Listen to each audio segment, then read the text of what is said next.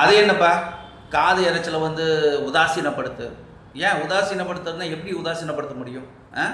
கொஞ்சமாச்சு யோசிக்கிற தன்மை இருக்கா உங்களுக்கு? இந்த சத்தத்தை கேளுங்க. இந்த மாதிரி ஒரு சத்தம் காதுக்குள்ளே 24 மணி நேரமும் இருக்குது. அந்த மனுஷனோட மனநிலை யோசிச்சு பாருங்களேன்.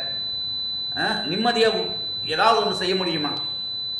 இந்த சத்தம் இருந்துகிட்டே இருக்குது. இதுக்கு நடுவில் அவர் வேலைக்கு போய் பார்க்கணும், கஸ்டமர்கிட்ட பேசணும், வெளியிலேருந்து வரணும், வீட்டில் இருக்கிறவங்க ஒவ்வொரு வேலையும் செய்யணும், மற்றவங்க என்ன பேசுகிறாங்கங்கிறதையும் புரிஞ்சுக்கிட்டு அதுக்கும் பதில் சொல்லணும். எவ்வளோ சுயநலமாக இருக்கும்.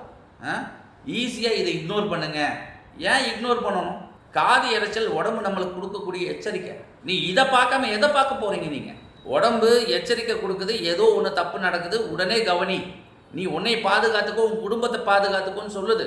காது இறைச்சல் ஒருத்தருக்கு இருக்குது, காது கேட்கக்கூடிய தன்மையில் தெளிவின்மை வருது அப்படின்னா உடனே அதுக்கான மூல காரணம் என்னென்னு கண்டுபிடிச்சு அதை சரி பண்ணுறதுக்கு நோக்கி அந்த ட்ரீட்மெண்ட் ஆரம்பிங்களே. காது மிஷின் போடுங்க, இந்த இறைச்சலை மறைக்கிறதுக்கு வேற ஒரு சத்தத்தை கொடுக்குறேன், இதெல்லாமே பண்ணலாம்.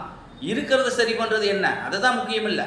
ஈஸியாக சொல்லிட்டு போயிடலாம் காது இறைச்சல், காது மிஷின் வைங்க. காது இறைச்சல் இருக்குது, காது கேட்கக்கூடிய தன்மை குறைவாக இருக்குது, அதுக்கு ட்ரீட்மெண்ட், ப்ராப்பர் ட்ரீட்மெண்ட் இருக்குது. நேரில் வந்து பாருங்கள், டாக்டர்கிட்ட கன்சல்ட் பண்ணுங்கள், விருப்பப்பட்டால் மேற்கொண்டு ட்ரீட்மெண்ட் ஆரம்பிங்க.